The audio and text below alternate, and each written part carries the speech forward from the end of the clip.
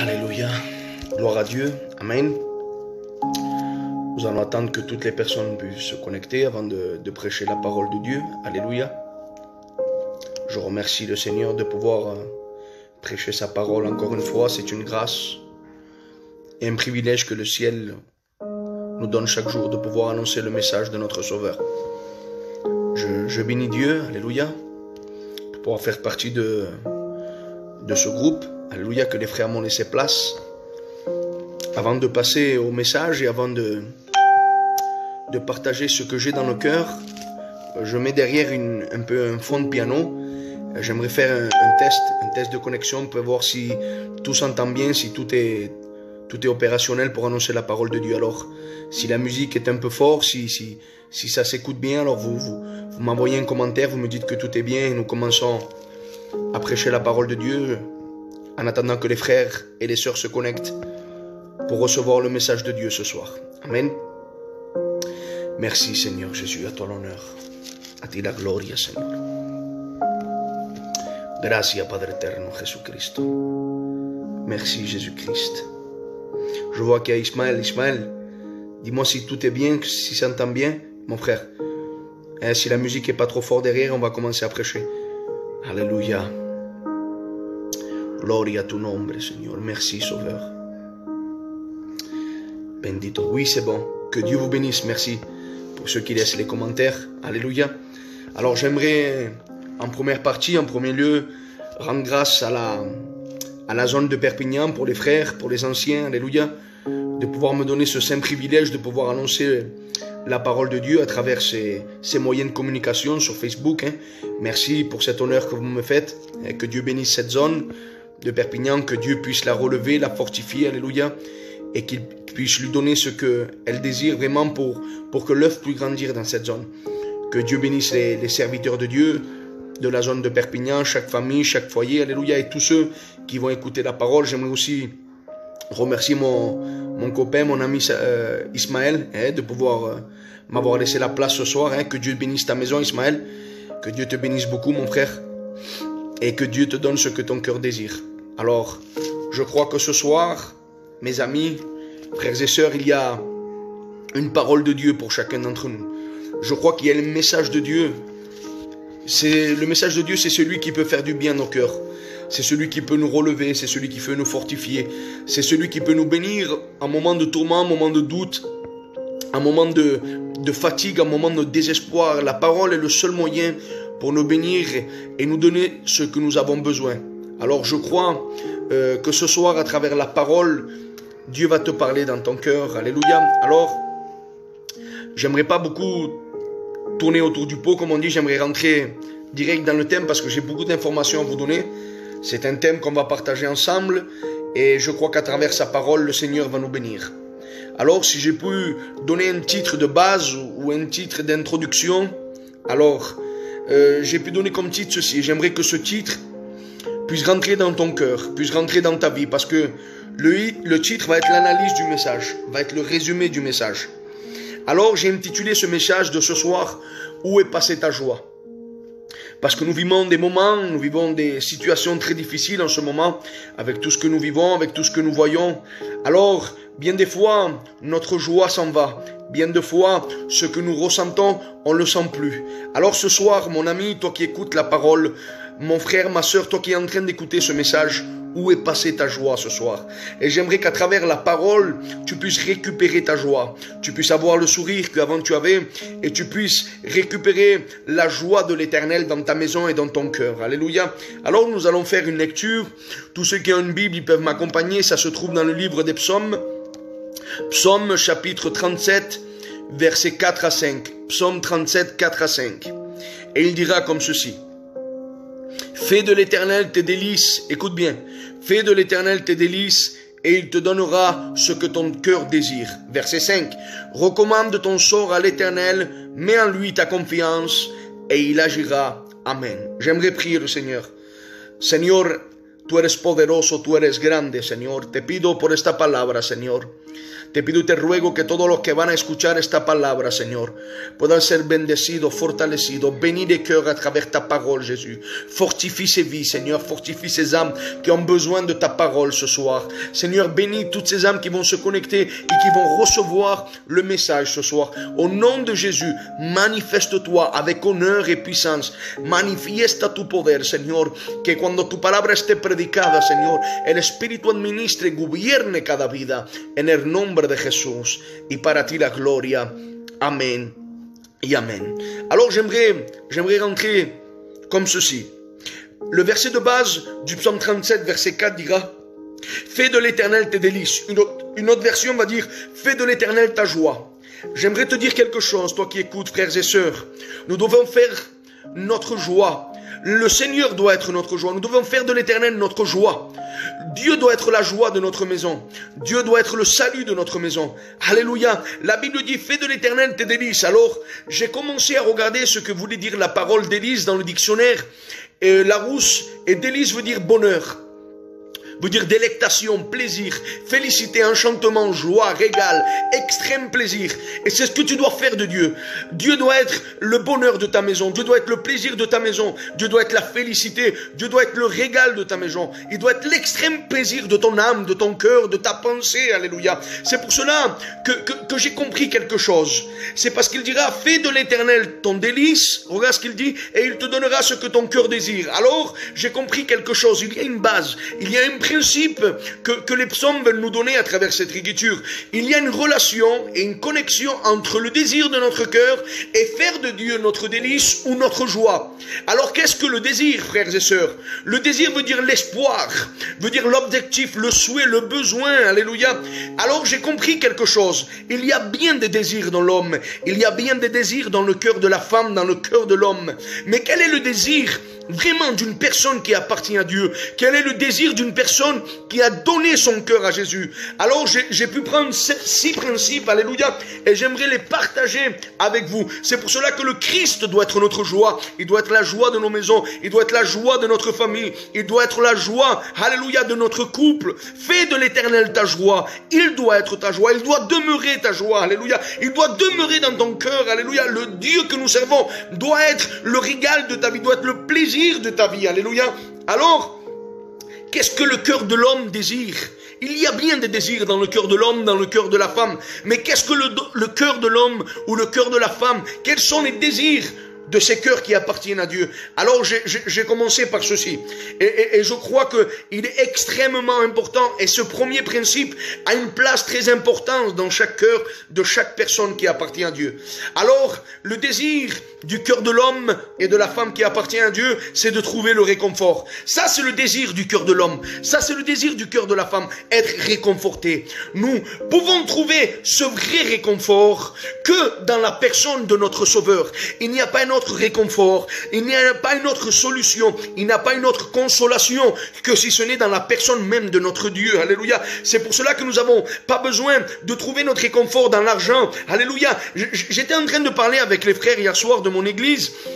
Je leur disais, ce virus a mis tous les hommes au même niveau, les pauvres comme les riches, les faibles comme les forts. Il a mis tout le monde. On est tous au même niveau. Alléluia. C'est pour cela que même ceux qui ont de l'argent, ils ne peuvent pas aller contre ceux que nous vivons en ce moment, parce que nous sommes tous égaux. Nous sommes tous des êtres humains. Alors, ce vrai réconfort, il ne se trouve que dans la parole de Dieu. Ce vrai réconfort, il ne se trouve que dans la personne et notre Sauveur Jésus-Christ. Ce vrai bonheur, alléluia, ce véritable consolation est activé dans nos vies, est administré dans nos vies par la personne du Saint-Esprit. Alors j'aimerais te lire un verset avec toi pour que tu puisses comprendre la parole de Dieu. Ça se trouve dans le livre des Corinthiens, second livre de Corinthiens, au chapitre 1 et au verset 3 à 4. Second livre des Corinthiens, verset 3 à 4. Il dira... Second livre des Corinthiens, chapitre 1, verset 3-4. Béni soit Dieu, le Père de notre Seigneur Jésus-Christ, le Père des miséricordes et le Dieu de toute consolation. Ça, c'est le réconfort de l'homme. Ceci est la consolation de l'homme, le Dieu de toute consolation. Il n'y a pas autre Dieu. Il est l'unique, il est le véritable sauveur. Il est le véritable administrateur de notre consolation. À travers le Saint-Esprit, nous recevons ce réconfort. C'est pour cela que je ne sais pas par où tu passes. Je ne sais pas où est ta vie. Je ne sais pas, je ne connais pas l'état de ta maison, ni l'état de ta famille ce soir. Mais j'ai quelque chose, et ceci est une véritable certitude dans mon cœur. Ceci est une grande vérité. Il est le seul qui puisse consoler ta vie. Il est le Dieu de toute consolation. Peut-être toi qui m'écoutes, tu n'as pas ce réconfort. Peut-être toi qui m'écoutes, tu es encore dans tes tourments, dans tes doutes, dans ton désespoir, dans ta douleur. Peut-être tu es encore dans tes problèmes, dans tes préoccupations, dans ton inquiétude, dans tes peurs, dans tes craintes. Mais laisse-moi te dire que notre Dieu est le véritable Dieu de la consolation. Il peut sécher tes larmes. Il peut guérir la douleur de ton cœur. Alors là, j'ai compris, mes amis, qu'il y a deux sortes de blessures ou deux catégories de blessures. Il y a les blessures extérieures, celles qu'on peut voir, les blessures que tout le monde peut voir, mais il y a les blessures intérieures que la famille n'est pas capable de voir, que les amis, ni ton compagnon, ni ta compagne, ni tes enfants peuvent voir. Mais moi, je connais le Dieu qui a la possibilité de les voir. Alléluia. Et il s'appelle Jésus-Christ. Il sait ce qu'il y a au-dedans de toi. Et c'est pour ça qu'il veut le guérir ce soir. Il connaît tes blessures intérieures. Il connaît les blessures de ton âme. Il connaît, alléluia, les meurtrissures au-dedans de toi. Il connaît comment tu es. Il connaît ton état. Il est le Dieu omniscient. Il connaît toutes choses. Et c'est pour cela qu'il peut te donner la consolation. Verset 4, regardez ce qu'il dit. 2 Corinthiens 1, 3 à 4. Le verset 4 dira qu'il nous console dans toutes nos afflictions, afin que par la consolation dont nous sommes l'objet de la part de Dieu, nous puissions consoler ceux qui se trouvent dans l'affliction. Alors j'ai compris quelque chose. J'ai compris un principe véritable et un principe fondamental à nos vies. Alors, Dieu nous console, Dieu nous guérit, Dieu nous donne ce désir, alléluia, de pouvoir avoir la joie dans nos cœurs. Mais pourquoi? Parce que nous recevons, nous pouvons le partager avec les autres. Regardez ce qu'il dit. Nous puissions consoler ceux qui se trouvent dans l'affliction. Tu sais pourquoi Dieu te réconforte? Tu sais pourquoi Dieu te bénit? Tu sais pourquoi Dieu te relève? Tu sais pourquoi Dieu te restaure? Il te régénère, il te relève, alléluia. Il te bénit chaque jour, chaque matin, chaque jour qui se lève, le Seigneur est là et il te console pour que toi-même tu puisses consoler les autres, pour que tu puisses témoigner de sa grandeur, de sa puissance, de son amour, de sa réconciliation, alléluia. Je ne sais pas comment tu te trouves, alléluia, mais il y a là une expérience dans ce que nous vivons. Le Seigneur te console pour que tu puisses acquérir une expérience pratique dans ta vie avec Dieu, pour que l'expérience que tu as acquis, tu puisses la partager avec les autres. Alors c'est pour ça que je ne sais pas quel est l'état de ta vie, quel est l'état de ta maison dans ce même moment, mais le Seigneur peut te réconforter, et ceci est le désir de chacun, trouver le réconfort. Et en Jésus-Christ, en Dieu, nous pouvons le trouver, et parce que nous l'avons trouvé, nous pouvons le partager avec les autres. C'est pour cela que l'apôtre Paul dira: ce que j'ai reçu, je l'ai reçu par grâce. Et ce que je reçois, je ne peux pas le garder pour moi. Tout ce que nous recevons de Dieu, nous devons apprendre à le partager. Alors, il est venu le moment de partager ce que tu as reçu de Dieu. Témoigne de sa grandeur, de son amour. Il est le véritable Dieu. Alléluia. Alors, quels sont les désirs d'un cœur? Le désir du cœur de l'homme, le désir du cœur de la femme. Premièrement, être réconforté. Numéro 2, avoir une conviction et un espoir que Dieu va terminer ce qu'il a accompli. Aïe, aïe, aïe. Moi, je crois au Dieu de toute puissance. Moi, je crois à un Dieu qui a une autorité puissante. Alléluia. Et ce que Dieu t'a promis, ce que Dieu a écrit, ce que Dieu a établi, il va le terminer. Alléluia. Avoir cette espérance, cet espoir que Dieu va terminer ce qu'il a commencé. Nous sommes souvent inquiets, frères et sœurs, face à des situations, pensant même parfois, écoute ça, que Dieu va nous oublier. Mais la Bible nous rappelle, la Bible nous donne un message d'espérance, une commémoration de ce que Dieu va terminer ce qu'il a commencé. Et j'aimerais te lire ce verset dans le livre des Philippiens au chapitre 1er et au verset 6. Regardez ce qu'il dira. Je suis persuadé que celui qui a commencé en vous cette bonne œuvre la rendra parfaite pour le jour de Jésus-Christ. Alléluia. Ce que Dieu a commencé en toi, il va le terminer. Et laisse-moi te dire que Dieu a commencé un propos, une destinée, un plan. Dieu a établi sa volonté dans ta maison, dans ta famille. Alléluia. Et ce que Dieu a commencé, l'œuvre qu'il a établie en toi, il la rendra parfaite. Alléluia. Et je crois à un Dieu que ce qu'il commence, il va le terminer. Alléluia. Alléluia. Nous avons espoir de ce que Dieu va terminer ce qu'il a commencé. Peut-être il a établi quelque chose chez toi. Il t'a béni, il t'a fortifié. Toi tu dis, mais je ne vois plus sa main, je ne vois plus où est Dieu. Mais laisse-moi te dire que si Dieu est avec toi, il a établi quelque chose, il va le terminer. Seigneur, je vais à l'église, et regarde mes enfants, ils sont encore dans le monde. Si Dieu a établi un pacte avec toi, si Dieu a établi un plan, une destinée, ce qu'il a commencé, il le terminera. Dieu ne fait pas les choses à moitié. Non. Dieu n'a pas le droit de faire les choses à moitié parce que c'est le Dieu de la perfection. Et ce qu'il a commencé, il va le terminer. Il y a un plan chez toi. Et ce que Dieu a déterminé, ce que Dieu a commencé, il va le terminer. Il a établi des promesses. Il a établi un pacte. Et ce que Dieu a dit, son bras va l'accomplir. Que béni soit son nom. Alléluia. Alors, qu'est-ce que le désir du cœur de l'homme? Premièrement, être réconforté. Avoir une conviction et un espoir que Dieu va terminer ce qu'il a commencé. Et la Bible nous le rappelle. La Bible nous envoie un message de commémoration. Alléluia. Alors, numéro 3, quel est le désir du cœur de l'homme? Que béni soit notre Dieu. Avoir la vie éternelle. Oh là là. Avoir la vie éternelle. Ça, c'est le désir du cœur de l'homme. Appartenant à Dieu. Ça, c'est le désir du cœur de la femme appartenant à Dieu. Avoir la vie éternelle. Et en Christ, nous avons la vie éternelle. Alors, j'aimerais te lire ce verset pour que tu puisses comprendre ceci. Dans premier livre de Jean au chapitre 2, verset 17, regardez ce qu'il dira. Premier livre de Jean au chapitre 2, verset 17, il dira, « Et le monde passe, sa convoitise aussi, mais celui qui fait la volonté de Dieu demeure éternellement. » Que béni soit son nom. Alléluia. Je crois qu'il y a un principe établi dans ce verset. Je crois qu'il y a quelque chose de puissant, alléluia, de ce que l'apôtre Jean nous parle. Alors, avoir la vie éternelle, nous sommes sauvés par grâce. Nous devons avoir soutien en cette promesse. Elle ne faillira jamais. Ce que Dieu promet, il accomplit. Alléluia. Alors, comment accomplir ce désir de la vie éternelle? La Bible dit que le monde passe, mais celui qui fait la volonté de Dieu demeure éternellement. Alors toi qui peut-être tu ne connais pas Dieu, toi qui peut-être es loin de Dieu, toi qui peut-être n'as pas de notion ni un concept de ce que Dieu, ni n'a pas d'idée de ce que Dieu t'invite à que tu fasses sa volonté. Dieu t'invite à que tu rentres dans sa destinée, dans ses plans. Alors tu me diras, mais pasteur, comment je vais rentrer? C'est simple, frères et sœurs.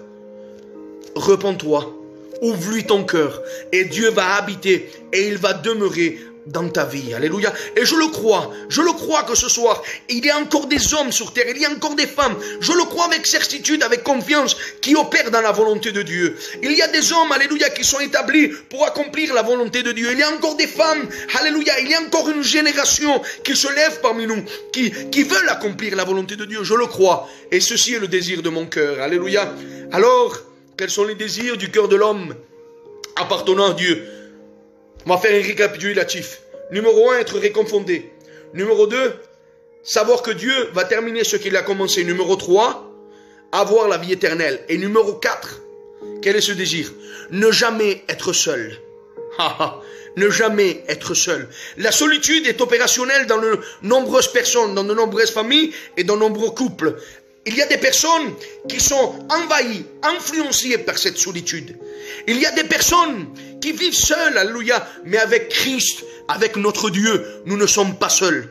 Avec Jésus-Christ, avec le Sauveur de nos âmes, il y a une promesse qui lui est établie. Il y a un pacte que lui établi dans nos vies, dans chacun d'entre nous qui avons donné notre cœur à Dieu. Il va dire dans le livre de Matthieu, chapitre 28, verset 20, si je rappelle les Écritures, « Je suis avec vous jusqu'à la fin du monde. » Et si Dieu est avec toi, il ne t'abandonnera pas. Il sera avec toi dans les bons jours, mais aussi dans les mauvais jours. Il sera avec toi dans la lumière, mais il sera aussi avec toi dans l'obscurité quand tu passeras des moments de douleur, des moments de tristesse, des moments d'angoisse. Il t'accompagnera, il te soutiendra. Le psaume 23 va dire, même si je passe dans la vallée de l'ombre et de la mort, je ne craindrai aucun mal, parce que tu es avec moi. Ton houlette et ton bâton, alléluia, alléluia, me reconforteront. Je crois ce soir que Dieu est avec toi. Il est avec toi maintenant dans ce même instant, dans ce même moment. Il est dans ta maison. Il arrive, il te bénit ce soir. Et la bénédiction que tu vas recevoir va être l'approbation et la confirmation qu'il est avec toi.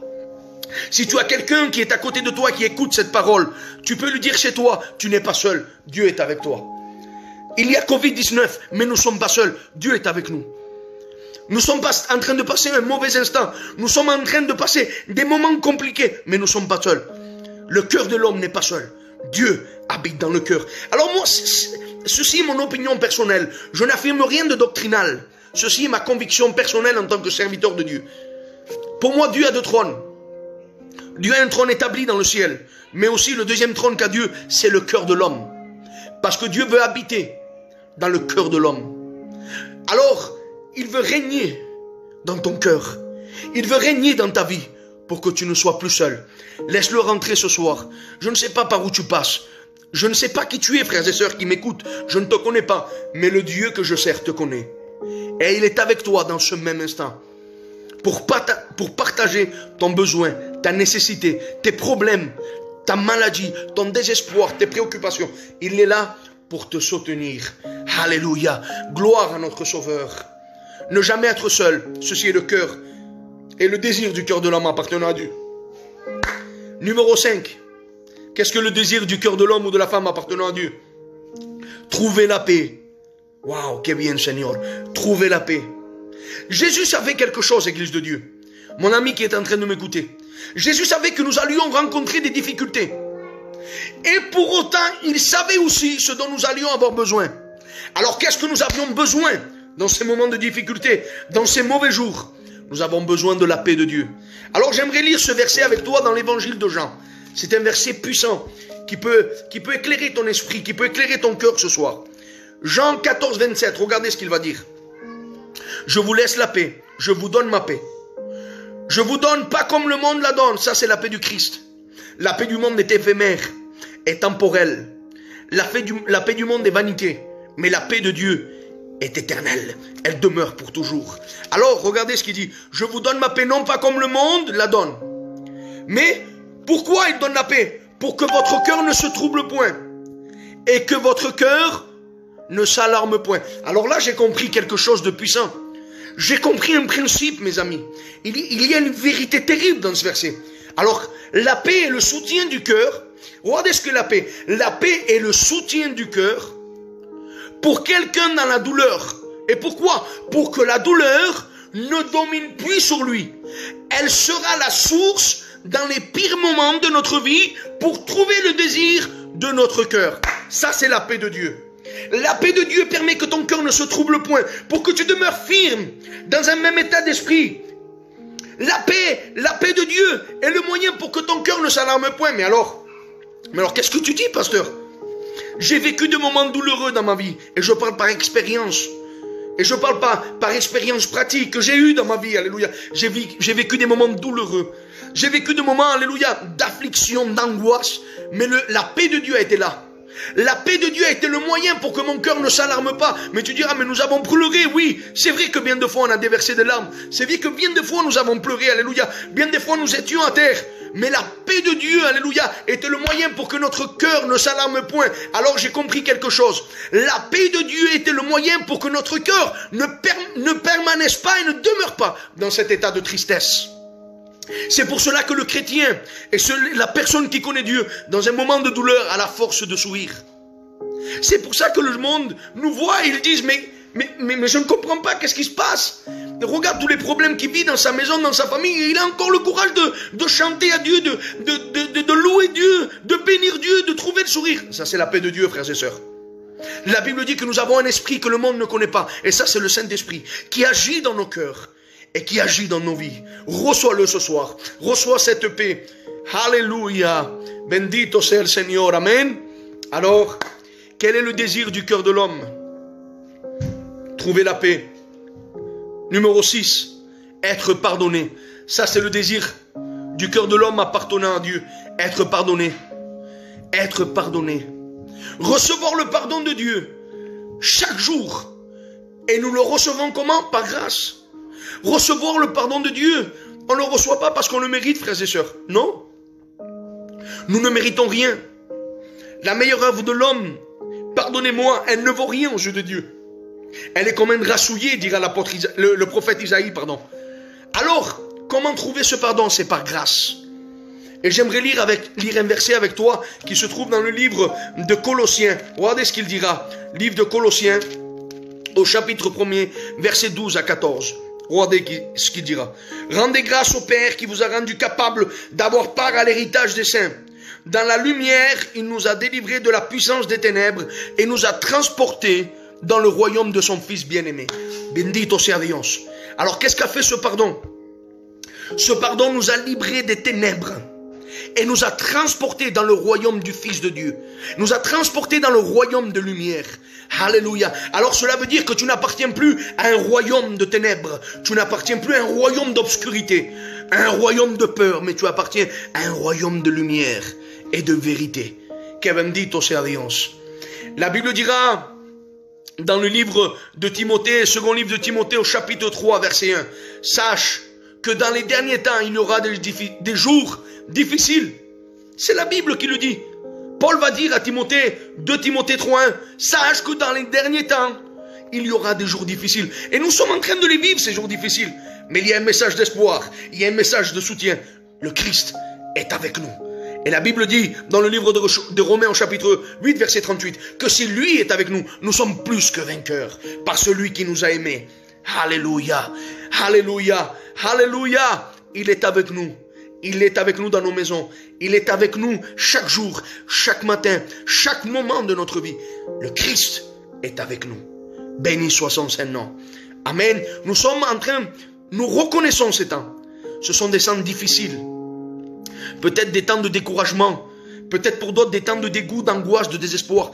Mais laisse-moi te dire qu'il est avec nous. Tu n'es pas seul. Il est avec toi. Gloria a Dios. J'aimerais dire comme c'est une prière que David a fait. Et j'aimerais te lire cette prière que David a fait. Dans le psaume 51, verset 12, il dira, c'est une prière de David. Ô Dieu, crée en moi un cœur pur. Renouvelle en moi un esprit bien disposé. Gloria a Dios. Je vais le relire. Crée en moi, ô Dieu, un cœur pur.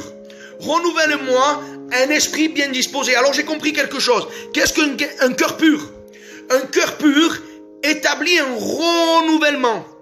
C'est pour cela que si nous avons un cœur pur, qu'est-ce qu'un cœur pur? Un cœur pur est un cœur sincère, un cœur véritable devant Dieu, un cœur qui a été purifié, justifié par le sang du Christ. Alléluia. Alors, quand nous avons un cœur pur, on établit un esprit bien disposé.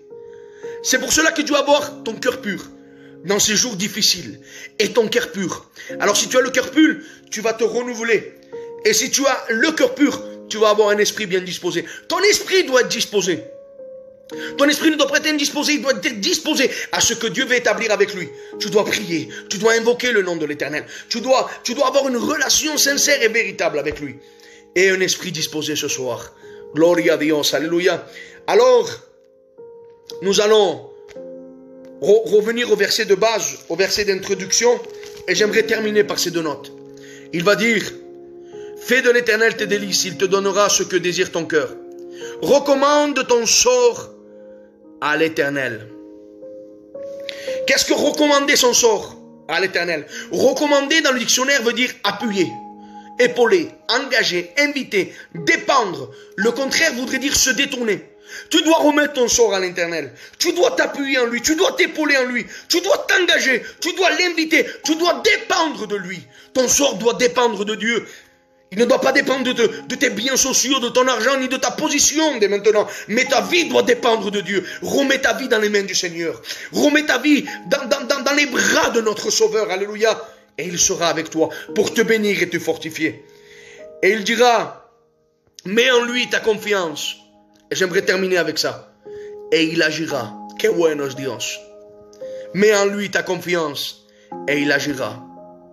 Gloria a Dios. Alors qu'est-ce que c'est? Avoir la confiance. Avoir la confiance veut dire avoir une assurance. Un courage. La confiance, c'est un sentiment que quelqu'un se fie totalement à un autre. Tu dois te fier totalement de Dieu parce qu'il est le seul qui ne va jamais faillir. Il est le seul qui ne va jamais fauter. Dieu est parfait. Ta confiance doit être en lui et non pas un homme. Elle doit être en Dieu. Qu'est-ce que la confiance? La confiance est l'espérance, la foi. Qu'est-ce que la confiance? Confiance veut dire se remettre entre les mains de quelqu'un. Tu dois remettre ta vie, ta confiance entre les mains de Dieu. Tu dois remettre ta maison, ton couple, ta famille entre les mains de notre Seigneur. Gloria al Seigneur, alléluia. Et il dira, mets ta confiance en l'Éternel. Et pour terminer, il dira, et il agira. Gloria a Dios. Waouh! Il agira. Nous avons un Dieu qui agit. Nous avons un Dieu de victoire. Nous avons un Dieu de puissance. Agir veut dire exécuter, opérer, travailler, impressionner. Nous avons le Dieu qui t'impressionne. Agir veut dire être efficace. Nous avons le Dieu d'efficacité. Nous avons le Dieu qui entre en action. Ça veut dire agir. Agir veut dire efficacité sur quelque chose. Il est le Dieu efficace. Il est le Dieu qui entre en action. Il est le Dieu qui exécute. Il est le Dieu qui opère. Et il est le Dieu qui travaille dans nos vies. Alors, toi qui as écouté cette parole, frères et sœurs, où est passée ta joie? Peut-être les problèmes sont venus troubler ta joie. Peut-être ce que nous vivons est venu troubler ta joie. Mais laisse-moi te dire quelque chose, mon ami. Ta joie doit être en l'Éternel. Ta joie doit être en notre Sauveur. Dans des moments difficiles, c'est peut-être dur ce que je vais dire, mais c'est la réalité de l'Évangile. Nous devons avoir la joie. La joie, parce que nous appartenons au Seigneur des Seigneurs et au Roi des Rois. Gloire à son nom. Alors, toi qui as écouté la parole, reçois-la. Non seulement, ne sois pas comme ceux qui l'ont écouté, mais mets-la en pratique. Garde-la dans ton cœur. Et alors, tu auras des succès dans tout ce que tu vas entreprendre. Amen et amen. Alors, j'aimerais prier le Seigneur. Señor, gracias por tu palabra, Señor. Gracias por estas personas, Señor, que han escuchado tu palabra, Padre eterno. Bendícelas, fortalécelas, Señor. Señor, relève chacun qui a écouté ta parole. Padre, en el nombre de Jesús te pido y te ruego que bendiga la zona de Perpiñán, Señor. Bendice los siervos de Perpiñán, Señor. Bendice cada familia de Perpiñán y todos los que han escuchado de cada familia, Señor, en toda la tierra, en cada zona, Señor, donde se predica tu familia, tu palabra. Bendícela, Padre eterno. Levántala y fortalécela en el nombre de Jesús. Así que gracias. No me olviden, soy el pastor Pipote de la iglesia de Aix. Je suis le pasteur Pipote de l'église de Aix. Merci aux frères de Perpignan.